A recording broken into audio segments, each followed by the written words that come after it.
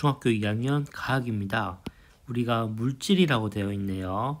우리가 주변에서 생각보다 물질이라는 단어를 쉽게 많이 씁니다. 그러면 이 물질을 이루고 있는 건 또 무엇일까? 점점 세부적으로 넓게 볼 거예요. 심층적으로. 그러면 이 물질을 이루는 기본 성분에 대해서 여러 학자들의 주장이 있었는데 탈레스, 아리스토텔레스, 그리고 보일, 라부아제 이렇게 있는데요. 과거 고대에는 모든 물질의 근원은 물이라고 했어요. 물에서 모든 게 태어나고 뭐 이렇다는 거죠. 그래서 우리 남자아이들이나 보면은 영화 보면은 마법사들이 물과 불과 흙과 공기를 마구 다루죠. 그래서 이런 네 가지 원소로 모든 물질은 만들어진다라고 했고요. 그러다가 시간이 조금 지나면서 보일이라는 사람이 이 물질이란 거는 기본 성분이고 더 이상 분해가 되지 않는다 해가지고 이런 것들을 우리 원소라고 하자라고 한 거예요. 그래서 굉장히 각광받았습니다. 그래서 물이 대표적인 원소라고 했는데요. 근데 시간이 지나고 라부아제라는 사람이 물을 실험을 통해서 물분해 실험으로 수소와 산소로 분리해냈어요. 그래서 앞에 보일은 물이 분해 안 된다 했는데 분해가 됐단 말이죠. 그래서 물은 원소가 아니구나 이런 밝혀낸 것도 있습니다. 그래서 원소라는 거는 더 이상 다른 걸로 분해되지 않는 기본 성분이 되고요. 주로 이제 보면은 쉽게 접하는 게 뭐가 있냐면 수소, 산소, 질소, 금은 뭐 이런 것들 있죠. 그래서 금속적인 것도 있지만 비금속적인 것도 있고요. 현재 알려진 게 120가지, 그중에 90개는 자연에서 발견된 것이고 나머지는 만들어내기도 한다는 거. 그리고 이 원소는 종류에 따라서 성질이 달라져요.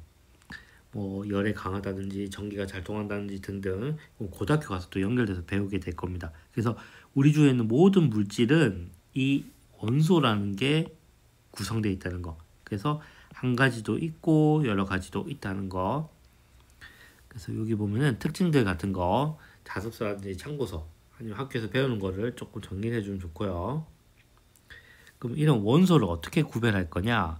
우리가 정확하게 어떤 도구를 쓸 게 아니라면 간단하게 구별할 때는 중학교 1학년 때 배운 게 눈으로 보고 색깔 아니면 긁어본다든지 맛을 본다든지 뭐 등등 있겠죠. 근데 함부로 맛을 볼 수는 없겠죠. 자, 그래서 이런 원소를 파악할 때는 불에 갖다 댈 수 있는데 금속 원소들을 이제 불꽃에 넣을 거예요. 근데 불꽃을 넣을 때 어디에 넣냐면 겉불꽃에 넣을 거예요.